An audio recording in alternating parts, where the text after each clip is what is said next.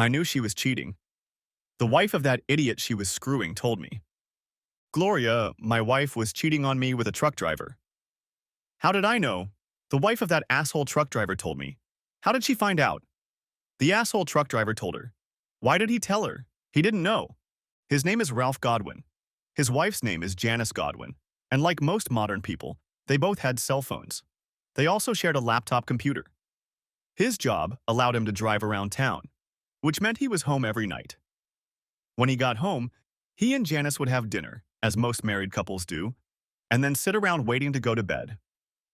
Sitting at home, he monopolized their laptop, spending hours playing games and surfing the internet. She, like her husband, enjoyed playing on the computer, but it seemed to take up most of his time. She liked putting together puzzles.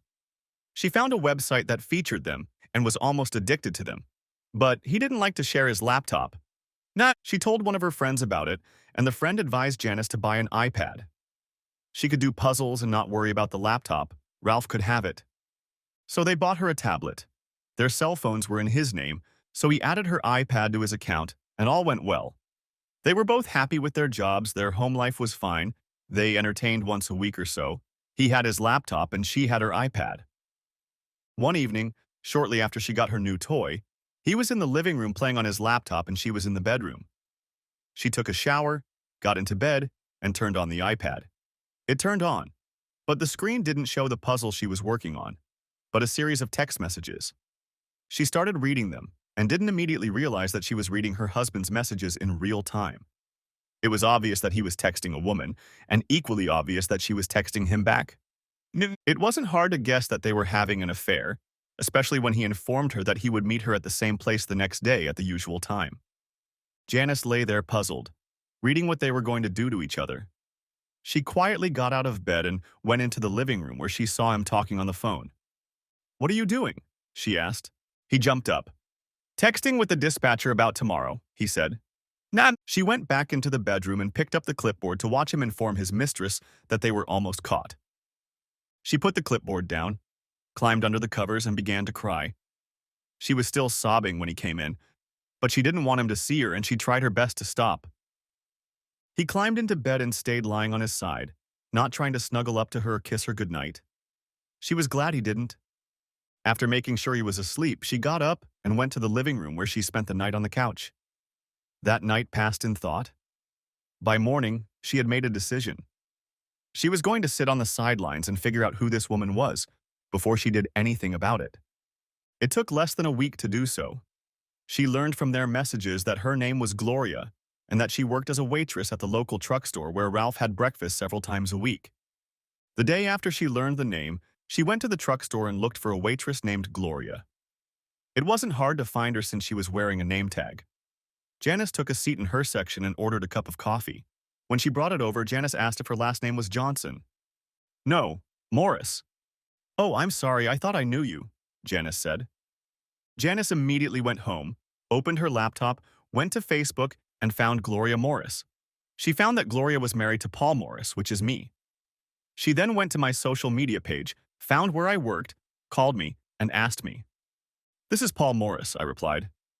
"Mr. Morris, my name is Janice Godwin, and you and I need to talk." "Why, Mrs. Godwin?" "I can't discuss this over the phone, but it concerns your wife." "How exactly does it concern my wife?"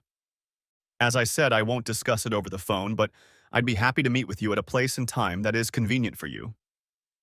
"Mrs. Godwin, until I have an idea of what you have to say, I will not meet with you at any place or time." There was a pause.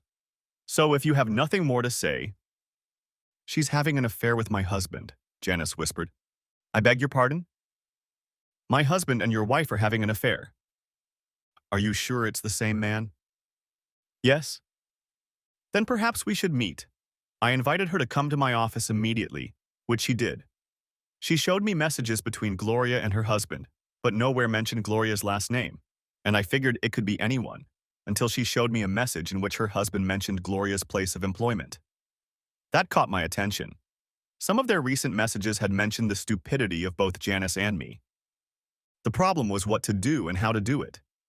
Janice and I discussed it and came to the conclusion that we were both in no danger of divorce. But perhaps we should get a little revenge first. Not to have fun and retaliation, neither of us thought that was a good idea, but perhaps to mess with their minds. No. It was clear from their messages that they were doing it just to scratch an itch, not for some long-term relationship of the let's elope, get married, and live happily ever after type. This, in my opinion, exacerbated their affair. If they had fallen in love, that would have been one thing, because you can't help who you fall in love with. But that wasn't the case in their case. It was just sex, and Janice and I felt that she and I had done something in our marriage that made our spouses feel the need to seek entertainment elsewhere. We were both deeply hurt by this. She and I discussed the possibility of getting revenge, but what form would it take? We decided to think about it for a couple days without letting our spouse know we knew about it. In the meantime, her little iPad kept tabs on them. Their meetings had no meaning or reason. They just met whenever the opportunity presented itself, and always at the same motel. The next day, Janice called to say that Ralph was finishing work early and sent Gloria a text asking if she wanted to meet. She agreed, and the meeting took place. The meeting was set for 2 o'clock in the afternoon at their usual motel. Janice had read enough of their messages to know which motel they were staying at, so she and I met there and waited in my car. Gloria arrived first and walked to the office to get a room.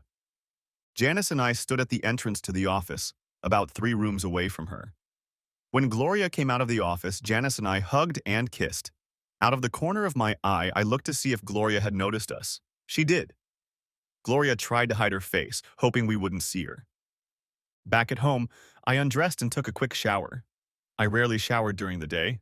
Gloria walked in a couple minutes after I was done, and it was clear what I had just done. Apparently, the sight of Janice and I had discouraged her from doing it that day. She asked why I took a shower after lunch. I replied that I just felt like it. She tried to start a normal conversation but didn't know how to do it. Finally, she stuttered, "What did you do today?" I grinned. "Oh, nothing. I took a couple hours off work to meet up with a friend." "Huh? With who?" "No one you know." "Why didn't you tell me you were leaving? We could have done something together." "I didn't think you'd be interested. You seem to have other things on your mind lately." "What makes you think that?" "Oh, just a hunch." For the rest of the evening, she stuck to me like glue. She happily made dinner and afterward asked me to sit next to her on the couch instead of in the chair. When I agreed, she pressed herself as close to me as she could. I took her hand away, stood up and announced, "I'm going to bed." "Good," she said. "This is exactly what I've been dreaming of." "Not tonight," I said. "I don't feel like it." I pretended to be asleep as she walked over to the bed. She touched my back, but I moved away from her. That night, I slept the sleep of an exhausted man. Janice told me the next day that she had pretty much the same reaction from her husband, and she did exactly the same thing I did. 3 days later, Gloria and Ralph met again at the motel. Thanks to Janice's iPad, we found out about it and did the same thing as before, only this time Ralph saw us. Once again, they both almost beat Janice and I to it, and the same events happened at our house that evening. I laughed as I got out of the shower because Gloria was there and asked again why I was showering after dinner. I came up with some lame excuse that I knew she wouldn't believe. Judging from their text messages that night, the glamour of their affair had waned and they were starting to blame each other. Gloria told him that if he didn't insist on seeing her often, she could spend more time with me because after all, she loves me, not him. He, in turn, blamed her, saying she was the one who wanted more sex. He insisted that he loved Janice and would never leave her. He then inquired about how Janice and I had met in the first place. They had a long discussion about how we met and why we should even be doing this with each other, since we were complete opposites and had nothing in common. We played this game for 2 more weeks and always managed to get in their way, which pleased us and frustrated them. They weren't having fun not only at the motel but at home, and neither were we. Eventually, they gave up. They both decided their affair was over, and they both wanted to work on their marriage, but Janice and I decided it was too late to save them. The same day they ended their affair, they were both served. Gloria and I stayed home. I knew it was going to happen and sat in anticipation. She kept trying to strike up a conversation with me, and I ignored her until the doorbell rang. She answered it, and I watched as she was handed the papers. She turned and looked at me. "What's this?" she asked. "You know what it is. I'm divorcing you for adultery." "You can't do that." I just did. But you, I interrupted her, watched you and Godwin. Janice and I never did anything. We just dated so you'd see us and think we were having an affair, but we weren't. You and him, on the other hand, met every chance you got. Judging by the motel records, you've been seeing each other at least once a week for the last 6 months. How did you find out? We've been so careful. Careful? I laughed. Everyone in the parking lot knew about you two. You can't keep secrets like that from people who like to gossip, and your fellow waitresses like to gossip. I led her to believe that one of her coworkers had snitched on them. I didn't want to reveal how we found out. It might still come in handy. She took a seat on the couch. Can we talk about this? She waved the divorce papers in my direction. Talk all you want. Justify yourself all you want, but none of this will do you any good. You cheated, and I'm divorcing you for it. Paul, it didn't mean anything. We did it for fun, that's all it was. Fun for fun? You cheated with another man for fun? That's even worse. Thank you, Gloria, that makes me feel a lot better, I said sarcastically. That's not what I meant. Of course you meant it. What else could you have said? It was just sex? That's the second worst thing you could have said. I recommend you get a lawyer. It'll be a few months before we can go to court, but until then, we need to figure out how to divide the assets. In preparation for that, I canceled both credit cards and divided the money in both accounts. You keep the old accounts and I'll keep the new ones. I did the same with the investments. Your phone should have been disconnected an hour ago. The house belongs to you, so I'm leaving. I'm moving my stuff over to Tony's. As I left, I put my copy of the house and garage key on the table.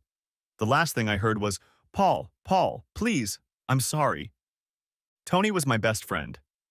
He and his wife Sophia owned the best pizza and stromboli restaurant in town. I was godfather to their 2-year-old daughter Diana. When I arrived, my room was ready. There was no excitement. We just dropped my stuff off at the house or garage and then had dinner. My first night there was strange. Gloria and I had been married for 4 years and had lived together for a year before that. We had slept in the same bed no more than a dozen times over the years. I couldn't find sleep until almost dawn. The next day at work seemed like a week, and the next week seemed like an eternity. Gloria called me when she got her own cell phone. After she called me 6 more times wanting to talk, I blocked her number. Janice had the same problem with Ralph. He wouldn't stop calling her, begging her to forgive him. And she read his messages to Gloria, trying to convince her to let him move in with her. She continued to refuse, insisting that I move back in with her. She kept telling him that all she had to do was get me to listen to her. She was sure that would happen at our first meeting with the lawyers. She was wrong. At the first meeting, she kept insisting that we talk privately, and I kept refusing. Eventually, I walked out of the meeting. Let the court sort it all out, I told my lawyer. I'm not talking to her. 3 months after she filed the divorce papers, we ended up in court, and everything came out exactly as it does in most cases. Property was divided in half, except for the house, which she kept with everything in it. She did not contest the adultery, and I did not pay alimony. Immediately after our divorce, everything changed. Janice Godwin sued her husband, Ralph Godwin, seeking a divorce on the grounds of adultery. The divorce was granted and she received the house and alimony. That evening, she and I had dinner and she brought me up to speed on their correspondence. More specifically, about the fact that they weren't corresponding. Apparently, they had had a big fight and hadn't communicated in over 2 months. Ralph, however, was doing it with another waitress at a truck stop. 2 months after our visit to the courthouse, the divorce was final. Getting the decree was anticlimactic because I felt divorced when the judge banged the gavel. The decree only gave official status. I thought about dating, but didn't do it. I spent more time at work and with my goddaughter Diane. I really enjoyed spending time with her. At the same time, I felt I was tired of hanging out with Tony and Sophia, so I started looking for a place to live. I found an apartment with no furniture and rented it. There was a store of a charity organization in our town, and I bought used furniture there. The store was staffed by volunteers, and the salesman who ran the till tried to recruit me. I laughed and asked if they were trying to recruit all their customers. She laughed and replied that they were. So, I bought a minimal furniture set, and it was delivered the same day, but I still needed a bed. The local mattress store took care of that, but couldn't deliver the bed the same day. So the first night I slept on the couch. A month went by, then another. I had heard that single men had a good time on ocean cruises. There were rumors that many single women go on cruises to find the right man. So I started reading about cruises. I learned that indeed many women go on cruises, and ships are a great place to find single men if you are middle-aged or older. I was nowhere near middle age, so I decided to forego the cruise. I needed another dresser, so I went to the used furniture store again. When I came out of the store, the same cashier was there. She didn't remember me, but I remembered her. "Are you still recruiting volunteers?" I asked her. "Yes, we are. Are you interested?" "That depends on what I'm volunteering for." "Lots of things. Do you know how to drive a truck?" It was the wrong question given my recent history with Ralph Godwin. "Absolutely not," I answered and started to get out. "Wait, stop. We have a lot of other things we need help with." There was something in her voice that made me turn around. "Like what?" I asked. "Do what I do. Work the cash register. Or you could unload trucks. You don't have to drive," she quickly added. "There are jobs in the sorting room. You can move things around on the floor, sweep the floor. All you need is a desire to help people." "And who am I supposed to talk to?" She smiled. "The office is in the back. They can sign you in." Without knowing why, I went to the office. There was a woman in her 90s sitting behind a desk who asked if she could help me. I learned that she was the store manager's secretary. "I understand you need volunteers," I said. She visibly brightened. Before I knew it, I was already talking to the store manager, Arch, who I didn't like, and getting a schedule of work loading and unloading trucks. I could only work on Saturdays, so I was scheduled for that particular time. We had 2 trucks, and when we got calls that people wanted to donate large furniture or appliances, a truck would pick them up. I would ride in one of the trucks and help load and unload. I didn't see the woman who was helping me recruit until the 3rd Saturday. We had just gotten back from unloading, and she came out to see what we had brought in. She didn't recognize me, even when I introduced myself. She had only seen me twice, and then for a minute or two, so I shouldn't have expected her to recognize me. "Nah." She said hello to the driver and introduced herself to me. "Hi, I'm Susan Blake, but everyone calls me Susie," she said as we shook hands. "Hello, I'm Paul Morris, and we've met before," I said. "Met? Where?" "At your checkout. Twice.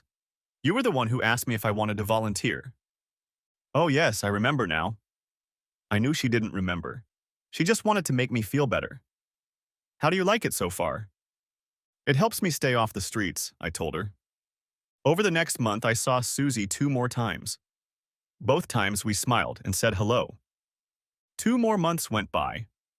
I had one date with a woman I met where I did my laundry. It started with us having drinks after work and then moved on to dinner. We had fun, but there was no spark or other dates. My truck driver Joseph and I were doing a pickup in an upscale area of town. They were going to be remodeling and wanted to buy new furniture. They had some really nice stuff, and their daughter was there to watch us. She was helping us too, probably to get us out of the house faster.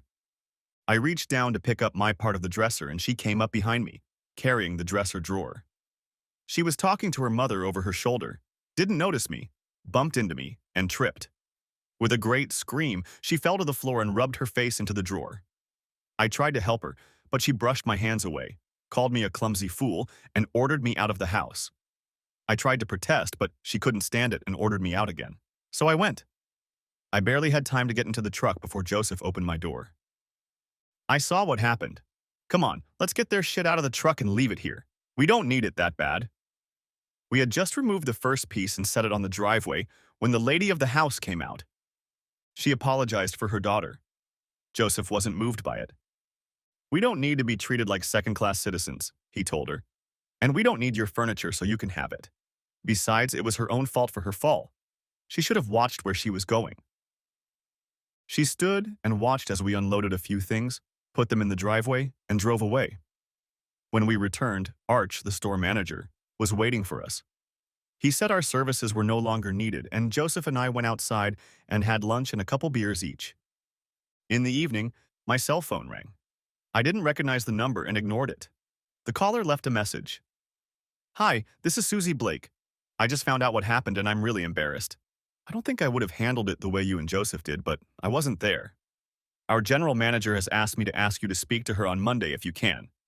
Her office is at 10:15 if you can make it. I'm here if you need anything." I decided I didn't need anything, especially their unpaid volunteer work, and didn't bother to respond. Besides, I was working and couldn't just walk out of the office to meet a stranger. It was around this time that I started looking for a house to buy. Susan Blake called me back on Tuesday. She informed me that the owner of the furniture we left in the driveway had called and apologized for her daughter's behavior. She still wants to donate the furniture, so she will pay the company to move it. This will save our staff from having to come back and move it. She was also going to send a large donation. Looks like all's well that ends well, and we expect to see you on Saturday.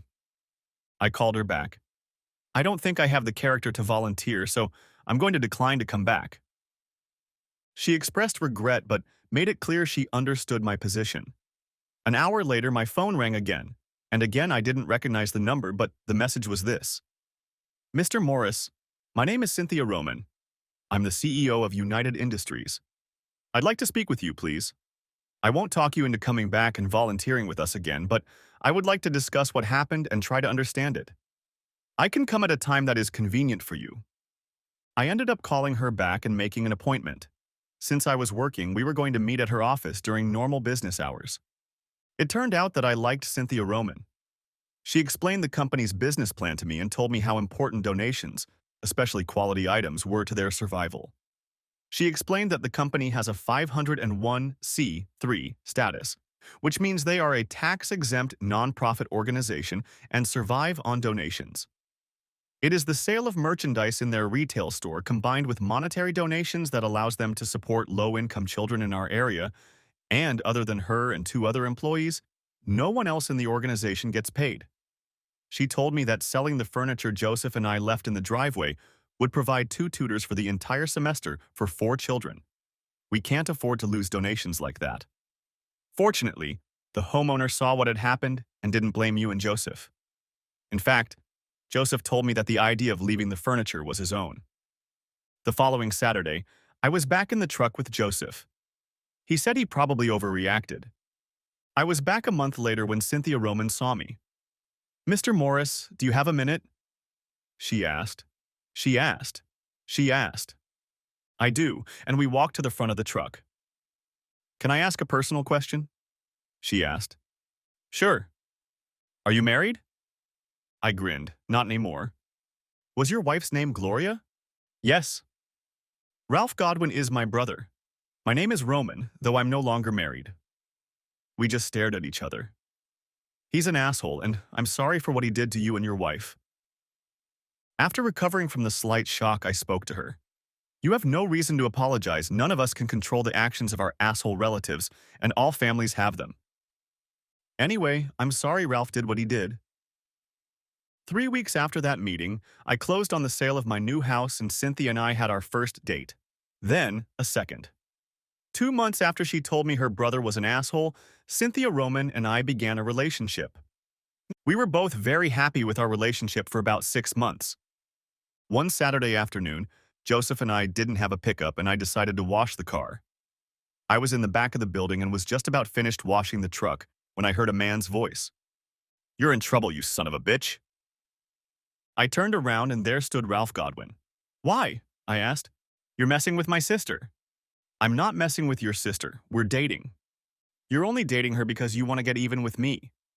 You're full of shit. We're dating because we like each other. At least neither of us are married. I'm warning you. Stay away from her. And I'm warning you. Stay away from me, I said. And as I turned to continue working on the truck, I saw a head poking through the building. I assumed they had overheard at least part of the conversation between me and Godwin. I looked over my shoulder. Godwin was gone. Cynthia called me 15 minutes later. Is it true? She asked. Is what true? That my brother was there? Was? And you talked to him? Yes. And what did you say to him? He accused me of contacting you to get even with him. I told him that you and I were dating because we liked each other. That's it? Pretty much. Why? Are you sure it wasn't the other way around? You didn't tell him you were only seeing me to get even with him? No, that's what he said. I didn't. Someone overheard you say that. Well, that someone either misheard or lied. Say, I've known him for a long time and he's never lied to me before. Does that automatically make me a liar? There was a pause. I don't want to see you anymore, and we don't need your services anymore. Wait, Cynthia. But she was gone. I went inside to see if she was there, but she wasn't. Susie was standing behind the counter. Which of the men are working today? I asked. Thomas and Arch. Why? Where are they? Arch left for lunch just a couple minutes ago. Thomas is running an errand. I left all the truck cleaning supplies where they lay, got in my car, and drove home. I tried to call Cynthia, but my number was blocked. I knew Arch and didn't like him. He was a toad, and no one trusted him. No one but Cynthia. He was the store manager and one of two people on staff, besides Cynthia, who received a paycheck. The other was his secretary. They were the only full-time employees. Everyone else worked voluntarily and only a few hours a week. After a couple days, I gave up trying to talk to Cynthia. One evening, a few weeks later, I was grocery shopping and ran into Susie. She told me that she had become the temporary store manager because Arch had been fired. Cynthia overheard him telling someone on the phone that he got you fired by lying about you. She confronted him, and he told her the truth about your conversation with her brother, she said. I told her the whole story, starting with my ex-wife and Cynthia's brother and ending with Cynthia telling me she didn't want to see me anymore. Wow, that's quite a coincidence, Susie said. Yeah, but that's all in the past now. We chatted for a few more minutes and she left. Another month went by. I decided to buy new furniture for my house. I called Susie and told her I had some furniture to donate and asked if anyone could pick it up. She said they have a truck, but only a driver. They don't have anyone to help with loading and unloading. I told her I would help, and they sent Joseph over with the truck.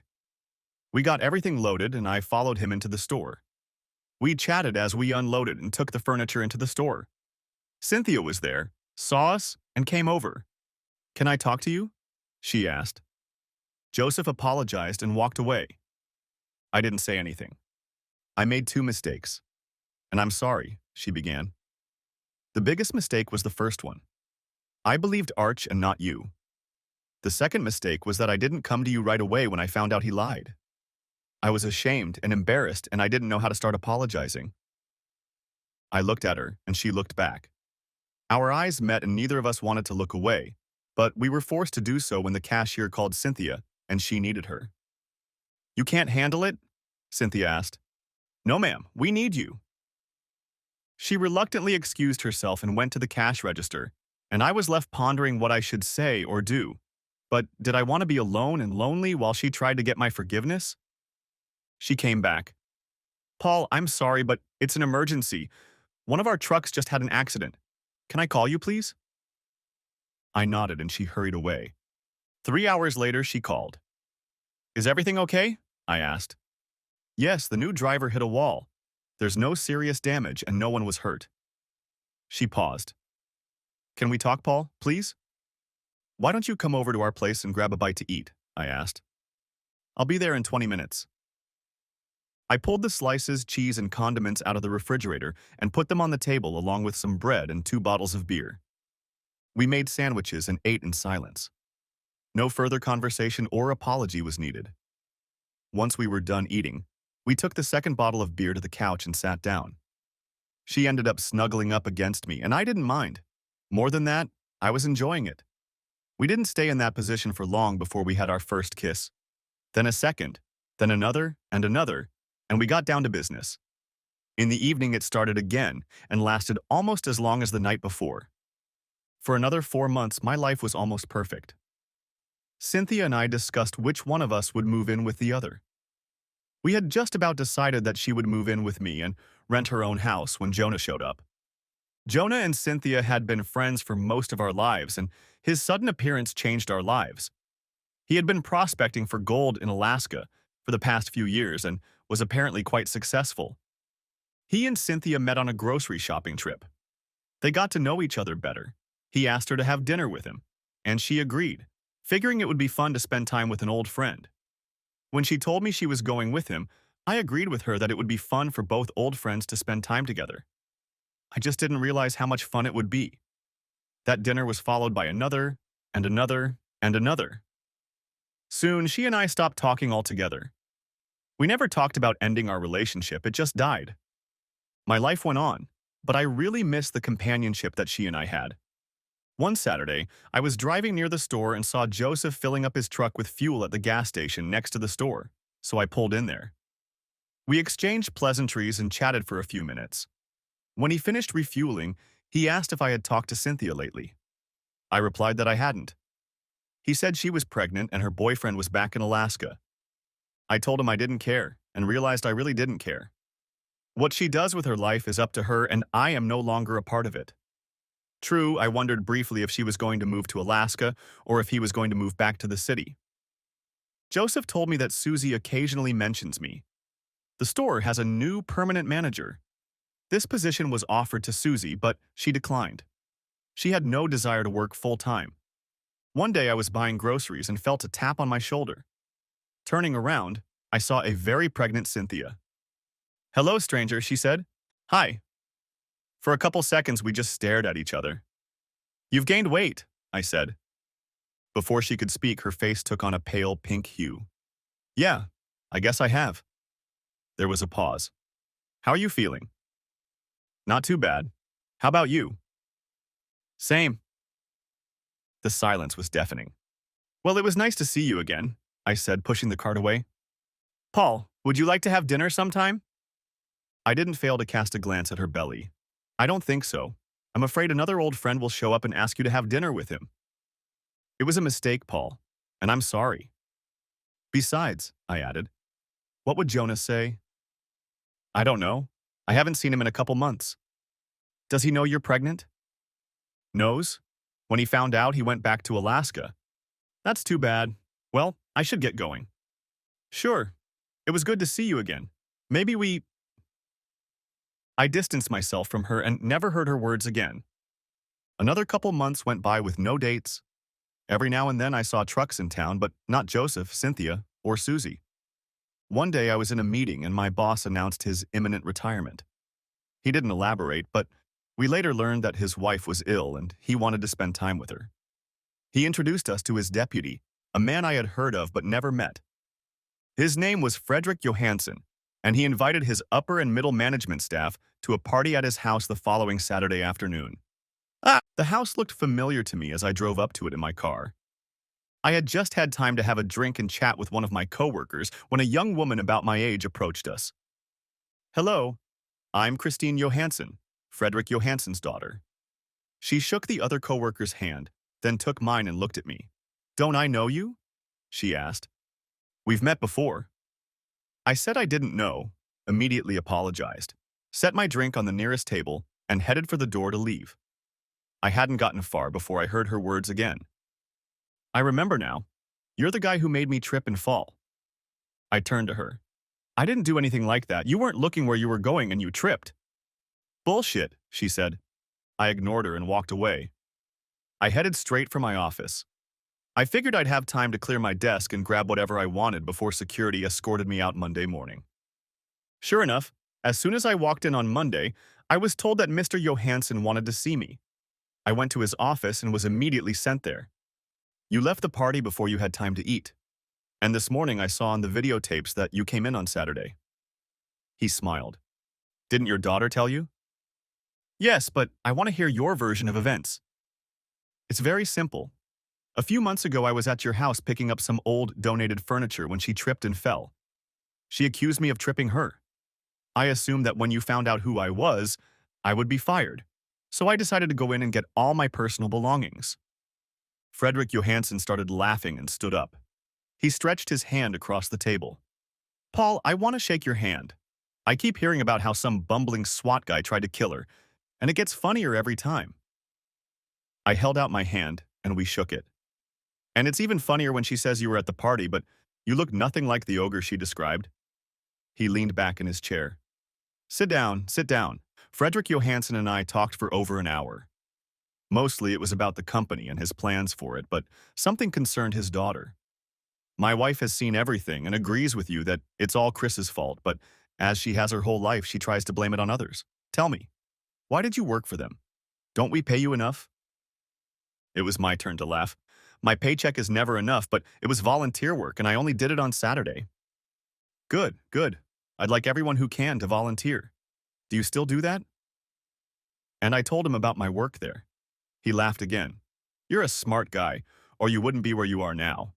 As you probably know, that charity you volunteered for hires tutors to help kids with learning problems, but they need unpaid volunteers too.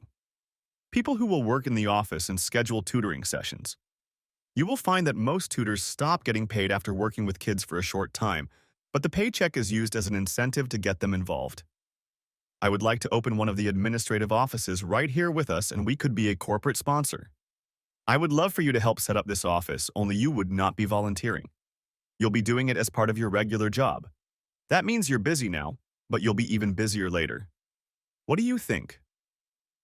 I guess I'll have to think about it. Sure. Take as much time as you need and tell me by next Monday. He grinned. I was leaving his office and someone was leaning over his secretary's desk. She straightened up, turned around, and stood facing me. Our eyes met and she stared at me. You're the clumsiest asshole I've ever met, she said. Me? Do you ever watch where you're going? Or are you always like a bull in a china shop running around at will? Willingly. What's that expression? It means haphazardness, with which you are evidently well acquainted. I suggest you get a guide dog to keep you out of trouble. They're smart enough to watch where they're going. I heard laughter and turned to see Frederick Johansson standing in the doorway of his office. Call me Paul, and let's get started, he said as I left. I was busy for most of the rest of the week and had little time to think about his plan. I figured that since it was his favorite project, I could earn a few brownie points if I took it on. But then I thought that wouldn't be right. Monday morning, I sat outside his office, still undecided. It wasn't until I saw him face to face that I realized what my decision would be. I walked straight to his desk and stood up. So, Paul, are we going to pursue this case? He asked. Yes, sir, we will. In that instant, I made my decision. Good for you, he said. Oh, shit. I heard behind me. Dad, I can't work with him. I turned, saw her, and asked what she was talking about. Sit down, both of you. We sat down and looked at each other. Paul, Chris has been doing this for a long time and knows what we need and how to do it. Chris, Paul wants to help, so I suggest you two kiss and make up and come up with a plan to help these kids. Do I make myself clear? I looked at him and started to withdraw my agreement. But he's a smart man and knew how to stop me. This isn't about ego, Paul. This is about kids who deserve help if they want to succeed in this world. Yes, sir, I completely agree. Good, now give Thompson all the information you can. I've talked to him, and he knows you can do it. Then I suggest you spend some time with Chris and find out what she needs from you. Have I got that right? Yes, sir. And yes, Dad sounded simultaneously. We walked out of his office and stood in the waiting room saying nothing to each other. Finally, I spoke up. Where's the best place to work? Probably in the conference room. I'll bring some files for you to look at and get an idea of how we work. Okay. I'll see you tomorrow morning at 9. Okay. And she was gone, but not before tripping over the edge of the carpet and nearly falling. She looked at me. Don't say a word. I didn't. The next morning, she brought several boxes of documents on a two-wheeled cart. We set up in the conference room and worked relatively peacefully all morning. We had lunch, ate lunch separately, and then worked all afternoon. At the end of the day, she said she would be back in the morning to continue working.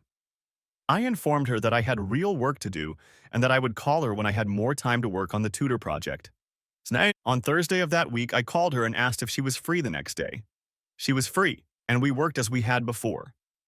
This went on for 2 weeks. She and I worked 2 days a week relatively peacefully.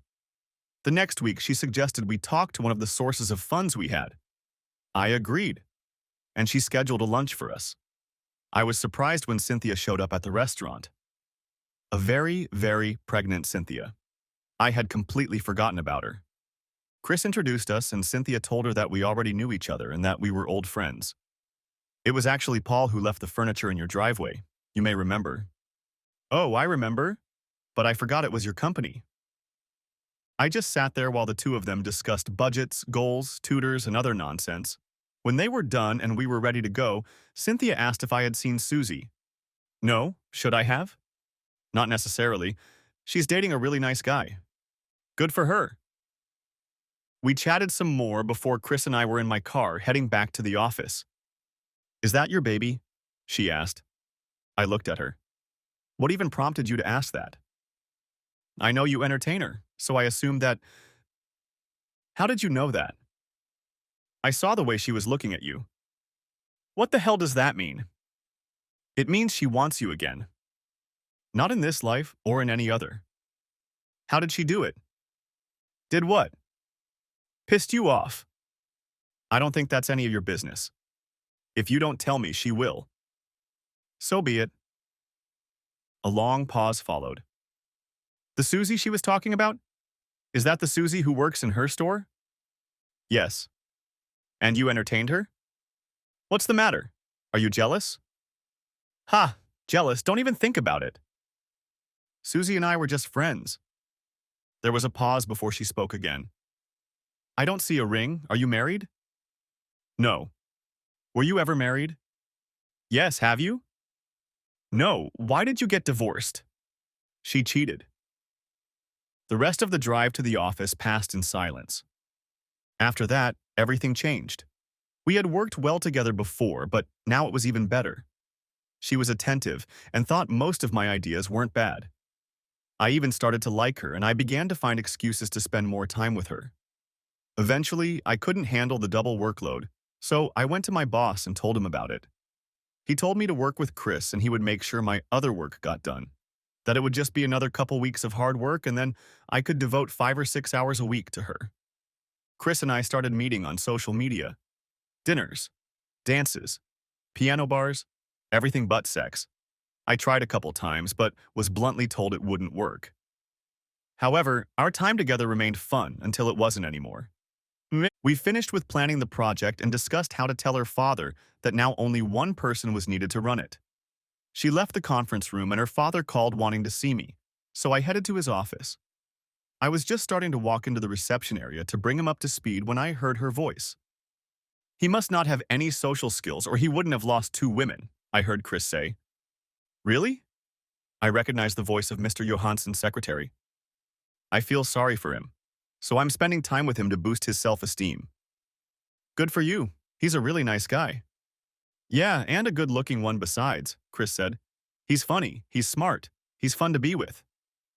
He just needs a little work? Christine laughed. Yes, he needs a little work.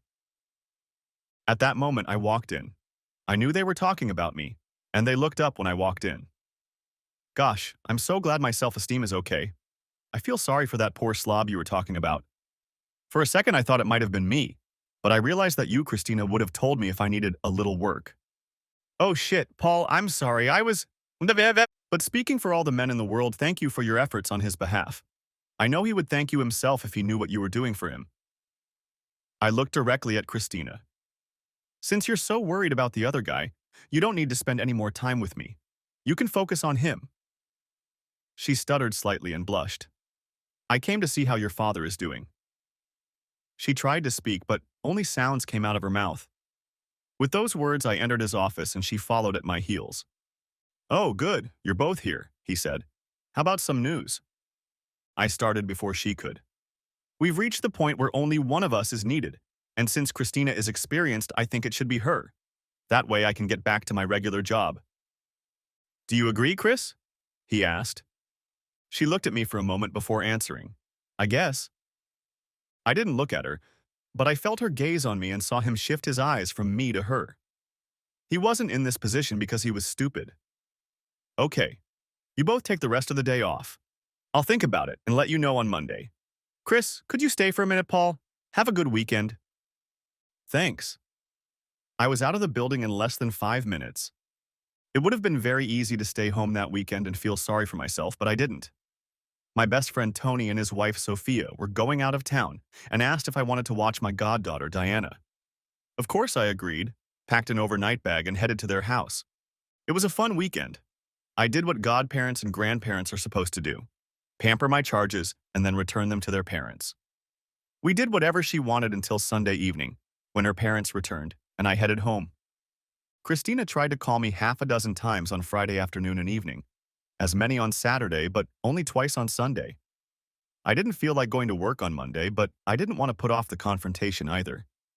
As I usually did, I went to my office first to tidy up everything I had time to do over the weekend and then to the conference room. She was already there and working, so I turned around and went back to my office. Just before the end of the day, I was called into her father's office. She was already there. Okay, I've made my decision. Chris, she's all yours. Paul, you are going back to your regular job, but I want you to assist Chris as needed. I also want you to help her hire more tutors and find more kids who need us. There are plenty of both here. Let's find them and get them together. We confirmed his decision and walked silently back to the conference room. There, I began to finalize my part of the work and explained to Christina her condition. She nodded but didn't say anything.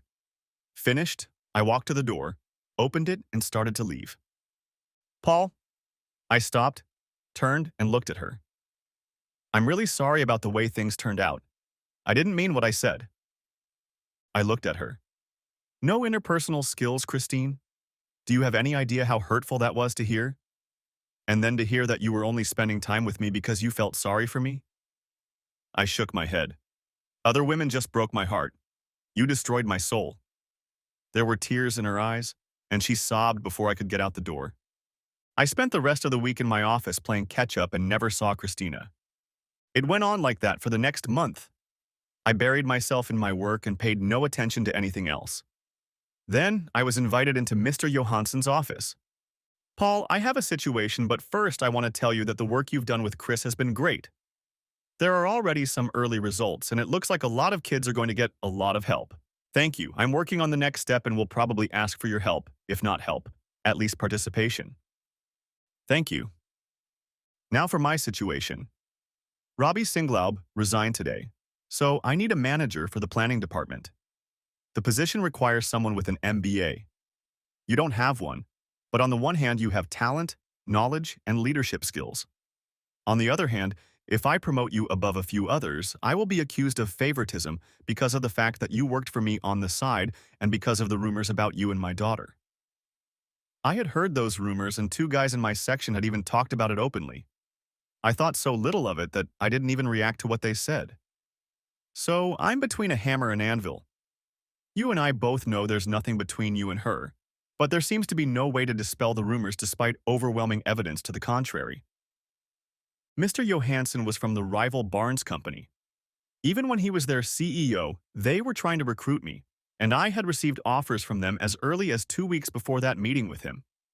Let me ask you a hypothetical question, I offered. The Barnes company has offered me to join their staff as head of planning. It's the same position you're talking about here. You have at least 2 qualified candidates for the position. Why don't I accept Barnes's offer? It would solve a couple of problems. Hell no.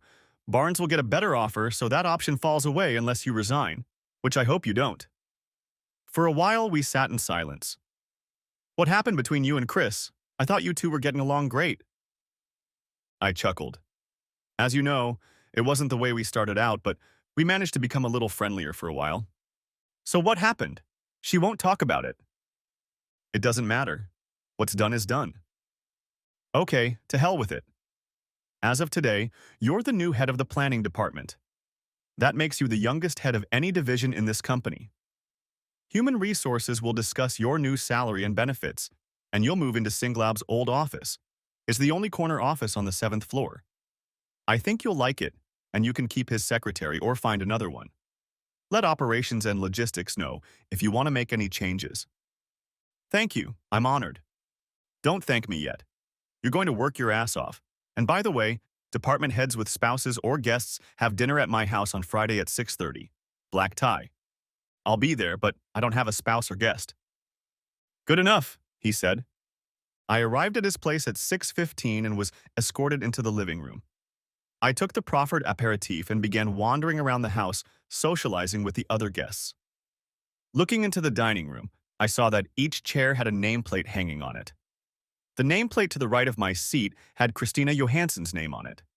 And I was looking at it when I felt someone's presence next to me. I looked, and it was her. My mom is a stickler for seating boys and girls at formal dinners, so I was seated. I beg your pardon. I will say as little as possible. She and I didn't speak for the rest of the appetizer, but I was starting to feel a little awkward ignoring her, so I made small talk before we were even done with the salad. I glanced at her a couple times and wondered why I never noticed how attractive she was. After dessert was served, she left, and I didn't see her again for the rest of the evening. The first month at the new job wasn't as bad as I thought it would be, and I started to relax a little bit. One morning, my secretary came in and said that Christina Johansson had called and asked for a meeting. I've set up a meeting with her for tomorrow morning, but I'm wondering if she needs it or, being who she is, she can just show up. My first thought was that the rumor mills were still working and had gotten to my secretary. What do you mean by saying she is who she is? I asked. There was nothing in her voice or demeanor to indicate that she meant anything other than what she said. I didn't realize that being the CEO's daughter gave her special privileges. I grinned. Do you think it should? She grinned back. Absolutely. Then I think so too. Call her back and tell her she can come over anytime, and I'll meet her as soon as I'm free. Her smirk turned into a laugh, and she returned to her desk. The next morning at the appointed time, Christina was announced, and I stood up as she walked in. Good morning, I said, indicating for her to sit down. What can I do for you? You remember Cynthia from the store? Yes, I do. You thought I was the father of her baby. She blushed. I didn't think that. I was just wondering if that was the case. So what about her? She wants to have a barbecue for some of her biggest partners and asked you and I to attend. So I was wondering if you could be available. I started to say something, but she interrupted me. Paul, please don't say something like, wouldn't I be embarrassed by your lack of social skills? You know it's not true, and I regret saying it. It wasn't true then, and it's not true now. I can't explain why I chose those particular words, but I wish I hadn't. I guess I just wanted to show off in front of Daddy's secretary, but I said it and I can't take it back. I can only apologize. I looked at her. She was trying to hold back tears. When? I asked. She told me and I checked my calendar. I was free. I'll meet you there, I told her. She started to say something else, but decided not to. The day of the barbecue came and I was there. Joseph took care of the grill and Cynthia and Susie shared the hostess duties. When Christine showed up, Susie took our hands, introduced us to the other partners, and raved about our contributions to the program. Christine knew most of the people present.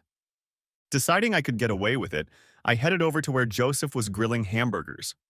We were chatting and sipping our beers when Susie joined us. What's up? She asked. Fine, how's it going? Not too bad, she replied.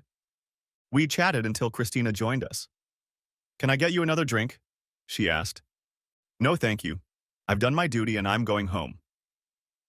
I took one last sip of my beer and tossed it in the nearest trash can, walked over to shake Joseph's hand, said goodbye to him, Susie, and then Christina, and started to walk away. I was almost to my car when I felt a tug on my arm. I turned around. It was Christina. We need to talk, she said. We don't have anything to talk about. Yes, there is. I said I was sorry for what I said. It's not true, and I regret saying it. Good, apology accepted. Now we have nothing to talk about. I left before she said anything else.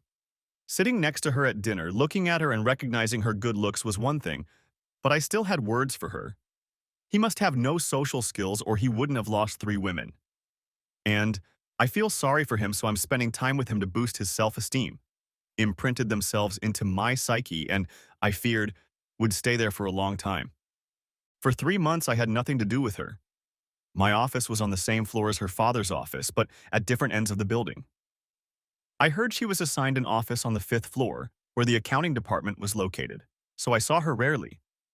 One day I was riding the elevator downstairs. I was the only one in it, and it stopped on the 5th floor. The door opened, and there she stood.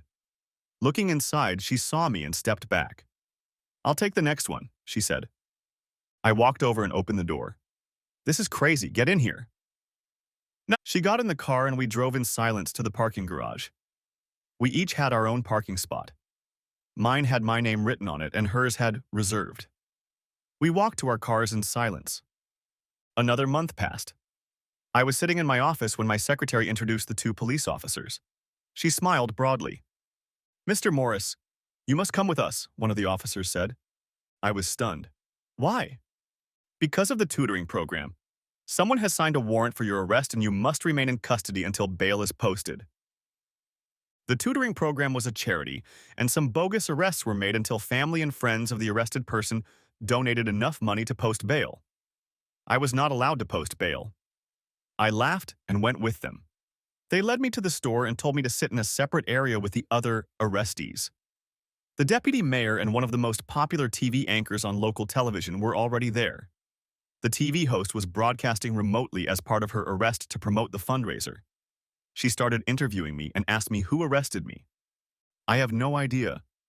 Well then, she said, pointing the microphone in my face. This is your chance to ask your family and friends to donate enough to get you out of here.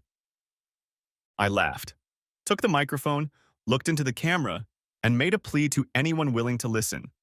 However, they didn't tell me how much I should raise. Our jail had plenty of food and drink, comfortable chairs, and every 15 minutes we were told how much had been donated in our name.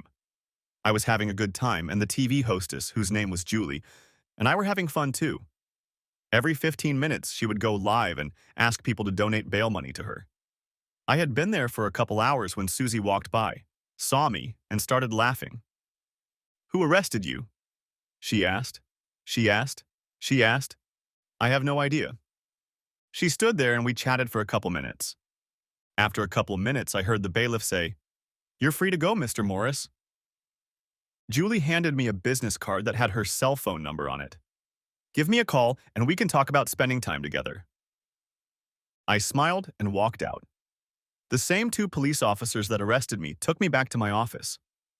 I have a separate entrance, so surely my secretary only became aware of my presence when I informed her of it. I usually went out and got a cup of coffee. I had already opened the door to do so when I heard her talking. It was so funny when they came for him. He was laughing the whole time and wanted to know who arrested him. A pause. No way. I wasn't going to tell him it was you. He would have killed us both. Pause. No, I haven't heard anything about him. When are you going to bail him out? Pause. Yeah, when? Then she laughed. No, I haven't seen him, but I don't think he'll agree. Pause. Well, good luck. Let me know what happens. She finished speaking and started to work, but looked up and saw me. Oh, you're back.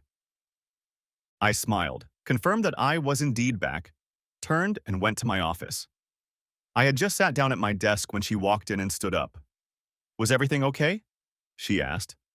Sure, fine, it was almost fun. She grinned. Christina told me she was going to arrest you for charity. She said she'd pay your bail if you agreed to have dinner with her. Unable to resist, I laughed and said there was no chance of that. Her phone rang and she went to answer it, leaving the door open. No, he was actually laughing about it. A pause. I think the case is lost, Christina, but it's up to you. Goodbye and good luck. She got up, closed the door, and went back to work. The next day, the department heads had a meeting with Mr. Johansson. Christina was in his waiting room when we left. Paul, do you have a minute? She asked. The other department heads looked at me. Two of them smiled as we left. Let's walk down the hall. We walked out of her father's office complex and down the hall. I'm glad you weren't upset yesterday. I thought it was funny, I said. She smiled. I figured if I bailed you out, you'd have dinner with me and I could apologize again for my stupid comments. Another apology isn't necessary. Let's just forget about it. In that case, why don't you have dinner with me after all? I stopped, looked at her, and pronounced it. The short answer is no. She looked at me. That's final, isn't it? She asked. You're never going to go out with me, are you? No, I won't. You have to realize that I can never know for sure if you're going on a date with me to make it up to me or if you really want to go out with me. We looked at each other for a long time before she nodded and walked away. 3 months passed and I only saw Christina in passing glimpses as we walked through the building. I called Julie, the TV reporter, and we started dating. On the third date, we had an affair, and after that, we met 2 or 3 times a week, but remained just buddies. Christmas was approaching, and Mr. Johansson was throwing a party for his department heads. I was there for about 30 minutes and overheard Mr. and Mrs. Johansson talking in the kitchen as I passed her on my way to the bathroom. She won't come down while he's here. I told you not to invite him. Jesus, Lucy, he's one of my best people. He has a planning department that's way ahead of projections. How could I not invite him? Besides, I like him. Chris just screwed up, that's all. What did I tell you about your language, Fred? I'm sorry, but your daughter's language got her in trouble with him at least twice. Is it any wonder he wants nothing to do with her? I know, but she really likes him. That's too bad, but I'm on his side. But she's your daughter. Can't you do something with her? Like what? Fire him if he won't go out with her? Well, for heaven's sake, Lucy, go take care of our guests. I went back into the living room and forgot about the bathroom. I was talking to one of the guests and his wife when the Johanssons walked in. I made it through the rest of the party but kept glancing up the stairs wondering if Christina would show up, but she wasn't there. A few more dates with my buddy Julie, a few more times in the hayloft, and I started thinking about Christina more and more. It was Christmas Eve, and I was going to spend the evening with Tony, Sophia, and Diane. I was sitting in my car and pulling out of the garage when a car pulled into the driveway next to me. I got out of the car just as Christina got out of her car and walked over to meet my gaze. She spoke first. What do I need to do to convince you? We just stared at each other. What do I need to do to convince you that I didn't mean what I said? That I'm just a woman who likes a man and wants him to love her back? I looked at her face, smeared with makeup from crying, and realized she didn't have to do anything to convince me. She just did it. You can come with me and spend the evening with Tony and his family. She smiled. Really? Let's go. I walked to the passenger side of my car, opened the door for her, and enjoyed the sight of her legs as she got in. She sat on her side during the ride, and the two of us, immersed in our thoughts, didn't speak. We spent time with them when we went out, so they knew each other. Tony and Sophia, however, were a little surprised to see her. It was an evening of good food and laughter as Diana entertained us with her antics. She was allowed to open one present and was delighted with the dollhouse that was in a large box. After she was put to bed, the four adults sat around enjoying drinks while we collected toys for Diana that Santa was going to keep while she slept. Then, on the way to my house, Christina was still lying on her side in the car. At my house, I invited her inside, and we sat and talked until 2 in the morning. I walked her to her car, and the day after Christmas, I took her out to dinner. I spent Christmas alone, but the next day, Christina came to my house for dinner. We had dinner together 3 times that week and spent New Year's Eve watching old movies, eating popcorn, and washing it down with drinks. The next couple of weeks, we spent almost all of our free time together. During the 2 meetings with her father during that time, he and I never once spoke privately, but I did see him looking at me a few times. Valentine's Day was the first time we did this. We were at my house, sitting on the couch watching a movie. I thought about it for a long time and decided it was time. Up until that point, she was the one who made all the moves. She was the one who apologized at least twice. She was the one who arrested me for the tutoring program, hoping I would have dinner with her. She was the one who came to my house asking what I needed to do to get her to like me again, and I decided it was my turn to take the initiative. We sat side by side on the couch. I wrapped my right arm around her and she pressed herself against me. If I thought it happened fast, it went even faster from there. In less time than can be described, we moved into my bedroom. My ex was good, as was Julie from television, and Cynthia was excellent, but Christina was head and shoulders above them. If she was trying to prove a point or convince me that she was truly sorry, she succeeded. The Monday after that marathon week of fun, I was called into her father's office. Looks like the rumors have started up again, he said. Huh? What is it this time? Cut the crap, Paul. Before I fire you, I need to know how long you're going to do this. Do what? Make Christina pay for what she said. She really thinks you've forgiven her, but I'm not so sure about that. I've seen the way you do business, and you're pretty rough. I'd hate to think you're leading my daughter down a dead-end path. Mr. Johansson, nothing could be further from the truth. As you know, she is a very good woman, and my intentions toward her are only honorable. Moreover, I am sure I am in love with her. This discouraged him. Well, I don't think I expected that. Have you told her? No, sir. The thing is, I didn't realize it myself until I told her. He smiled for the first time. Funny how that happens. Yes, sir, it is. So what now? I think I'll clean out my desk and go talk to Barnes, see if they can use me. He stopped smiling. Why would you do that? Because you said you were going to fire me. That was then. This is now. Go back to work. That spring, Christina and I vacationed together. We flew to Greece and cruised the islands. The following Christmas, I proposed to her. 2 days later, we had dinner with her parents, and for 7 years now, we've had dinner with them at least once every 2 weeks. 4 years ago, we gave them their first grandchild, and last year we gave them their second grandchild. We are not going to give them any more. Thanks for watching. Hope you enjoyed it. Subscribe to my channel and watch for the next video.